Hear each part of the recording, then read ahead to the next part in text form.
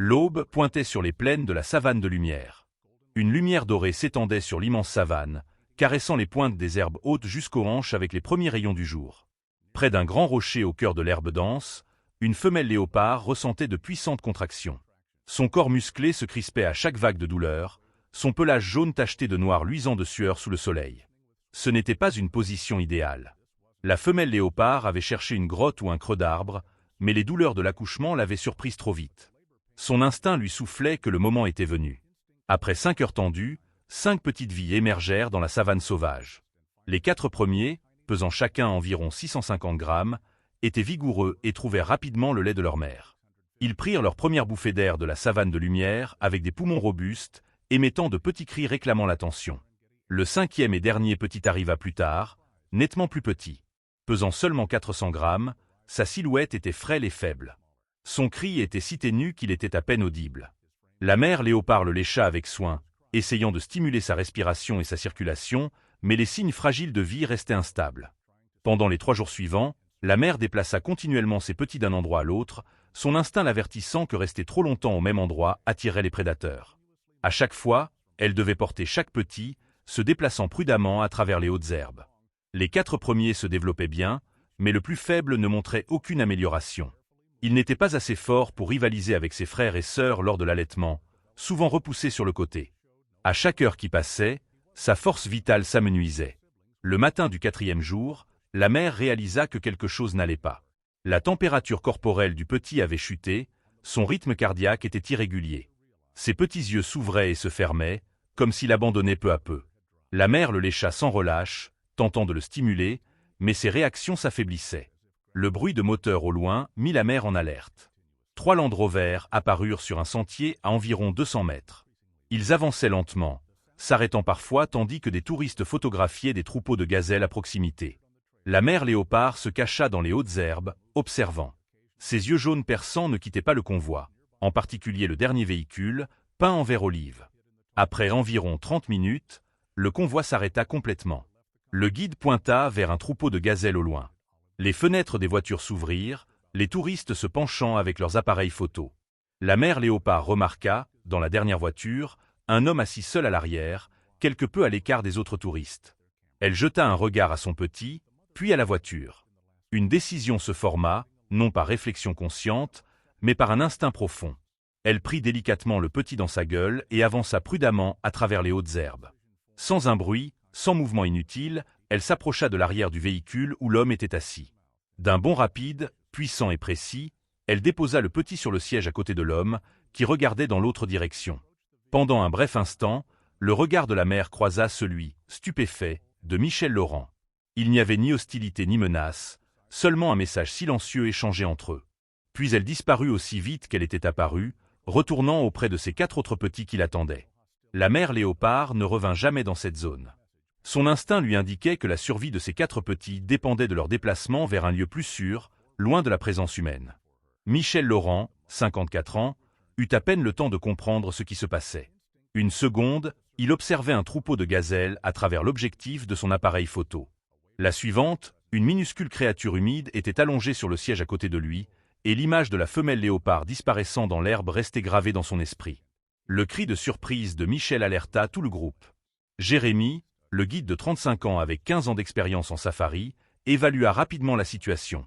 Il avait vu de nombreux comportements étranges chez les animaux sauvages, mais jamais cela. Une mère léopard confiant volontairement son petit à des humains. « Elle est sur le point de mourir », dit Jérémy en tenant délicatement la petite créature. « Nous devons nous rendre immédiatement au centre de conservation. » Après 45 minutes de conduite tendue, ils arrivèrent au centre de conservation de la faune de l'Aurore. La vétérinaire, Dr Sophie Dubois, 42 ans, accueillit ce cas d'urgence avec le calme de quelqu'un habitué aux situations de vie ou de mort. Ses mains expertes vérifièrent chaque signe vital, posant le stéthoscope sur la petite poitrine. Malnutrition sévère, déshydratation, température corporelle trop basse, énumératez-elle tout en préparant rapidement le matériel médical. Et j'entends un souffle anormal au cœur. Peut-être un défaut congénital. Dr Dubois ne promit pas grand-chose.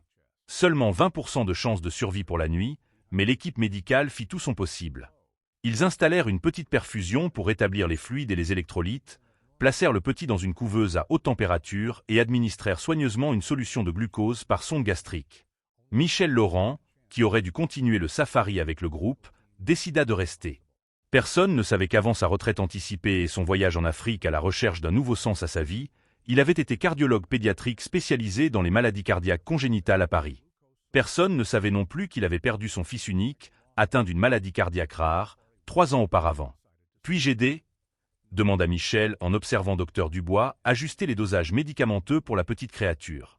Pendant les 72 heures suivantes, Michel quitta à peine la salle de soins. Il seconda l'équipe médicale avec son expertise, ajustant les doses d'antibiotiques, surveillant les signes vitaux et développant une technique d'alimentation adaptée au petit. Ils le nommèrent Espoir, une opportunité, car c'était tout ce dont il avait besoin. Dr Dubois ne promit pas grand-chose. Seulement 20% de chances de survie pour la nuit, mais l'équipe médicale fit tout son possible. Ils installèrent une petite perfusion pour rétablir les fluides et les électrolytes, placèrent le petit dans une couveuse à haute température et administrèrent soigneusement une solution de glucose par sonde gastrique. Michel Laurent, qui aurait dû continuer le safari avec le groupe, décida de rester. Personne ne savait qu'avant sa retraite anticipée et son voyage en Afrique à la recherche d'un nouveau sens à sa vie, il avait été cardiologue pédiatrique spécialisé dans les maladies cardiaques congénitales à Paris. Personne ne savait non plus qu'il avait perdu son fils unique, atteint d'une maladie cardiaque rare, 3 ans auparavant. « Puis-je aider ?» demanda Michel en observant Dr Dubois ajuster les dosages médicamenteux pour la petite créature. Pendant les 72 heures suivantes, Michel quitta à peine la salle de soins.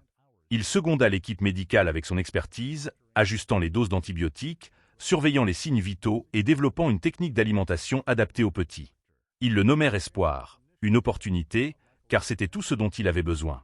Au 4e jour, le miracle se produisit. Espoir ouvrit les yeux, faible mais déterminé. Il commença à réagir aux stimuli et pour la première fois, accepta du lait d'une bouteille spéciale. Chaque jour qui passait, la vie revenait plus pleinement dans la petite créature. Chaque gramme gagné était célébré comme une victoire. Michel repoussa son vol de retour. Une semaine devint 2, puis 1 mois. Il emménagea dans une petite chambre près du centre de conservation. Chaque jour, il passait des heures avec Espoir, le nourrissant, surveillant son rythme cardiaque irrégulier et lui apprenant progressivement les compétences de base qu'il aurait dû apprendre de sa mère.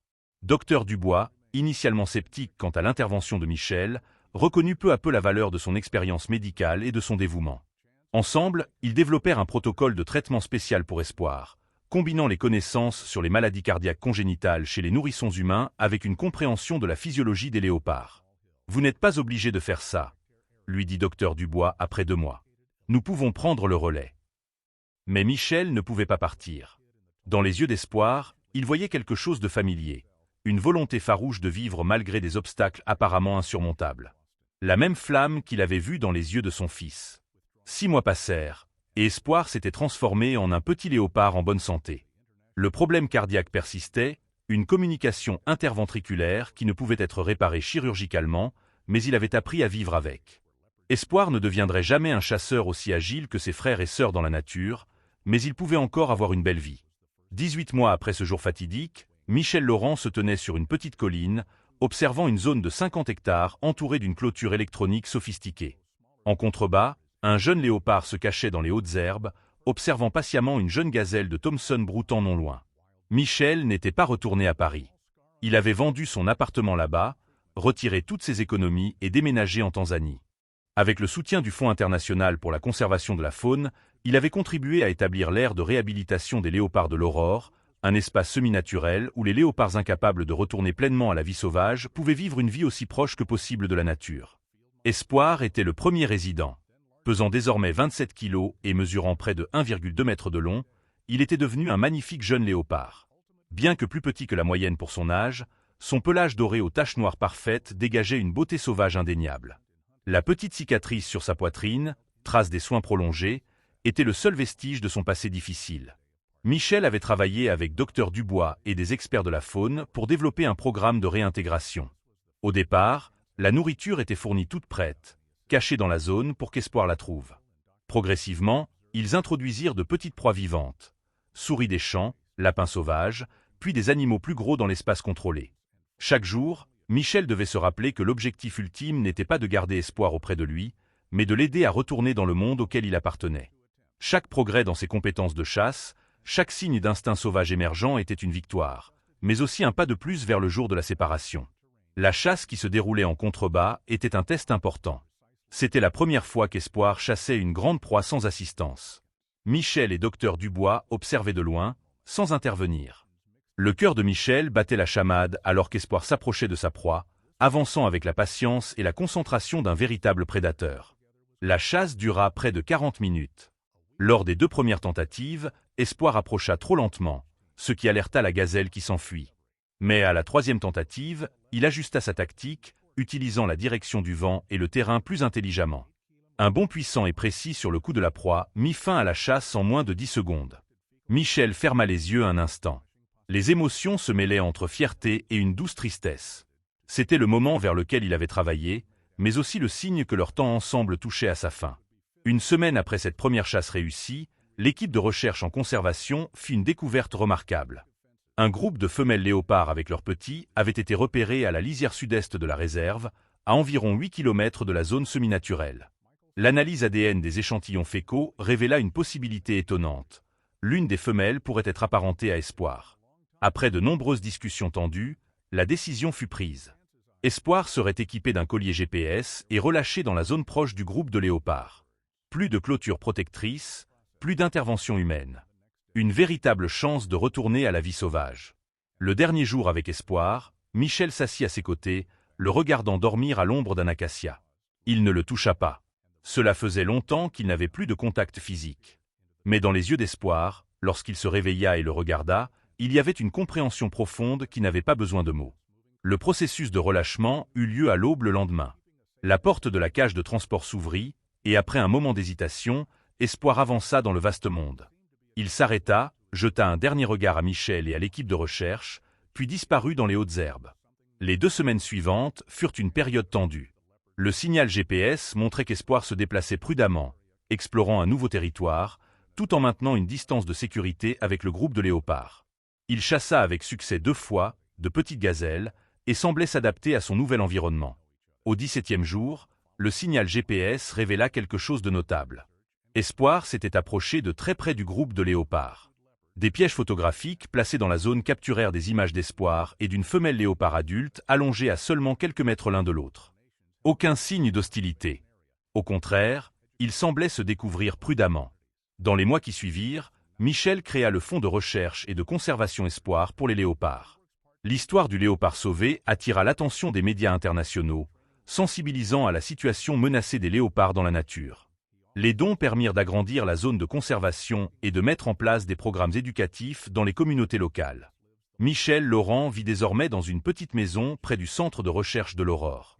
Il y travaille à temps partiel, soutenant les programmes de réhabilitation de la faune et formant le personnel médical local aux soins des animaux.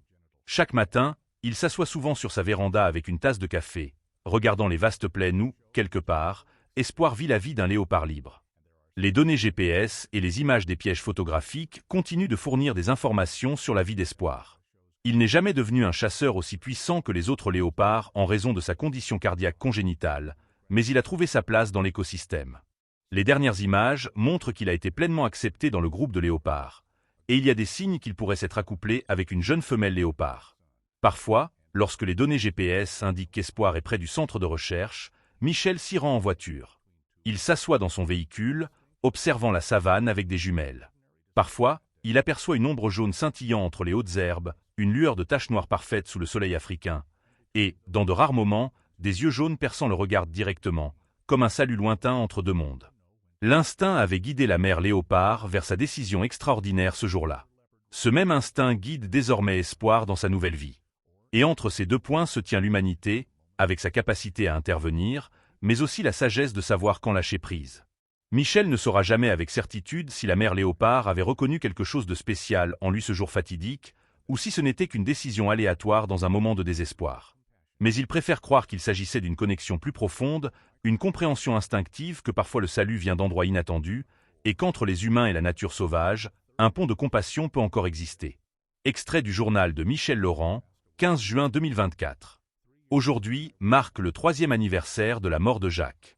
3 ans depuis que mon fils est décédé à l'âge de 12 ans.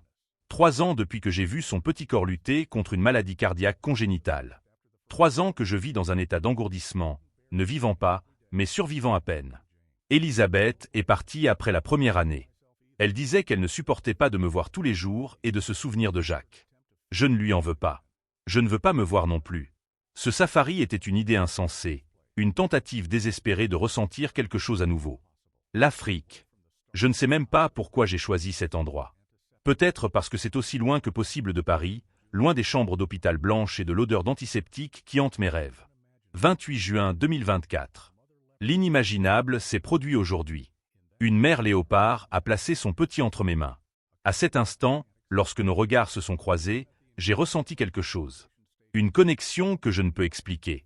Maintenant, je suis au centre de conservation de l'Aurore, regardant une petite vie lutter pour survivre. Son cœur a un problème, comme Jacques. Je peux entendre le souffle à travers le stéthoscope. CIV, communication interventriculaire. Exactement comme Jacques. Coïncidence ou destin?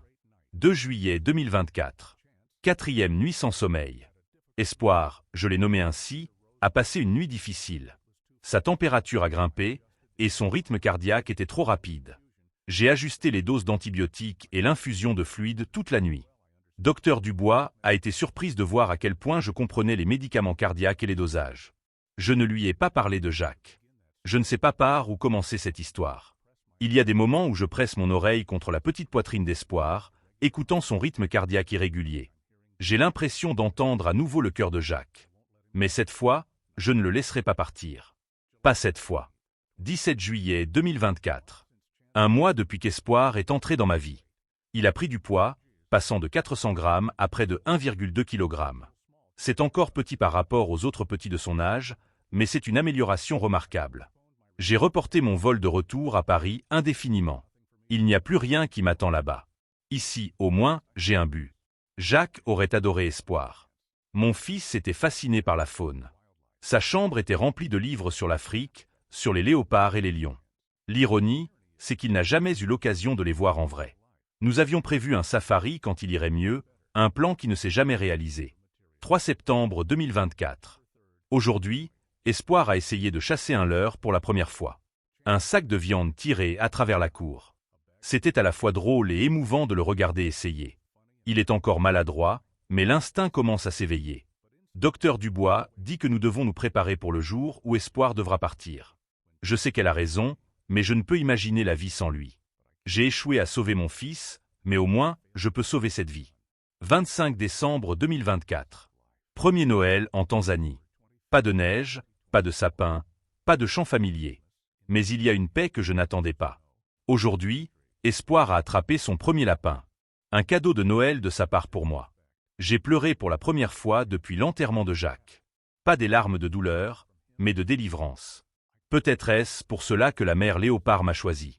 Peut-être que nous avons tous besoin d'être sauvés. 14 février 2025.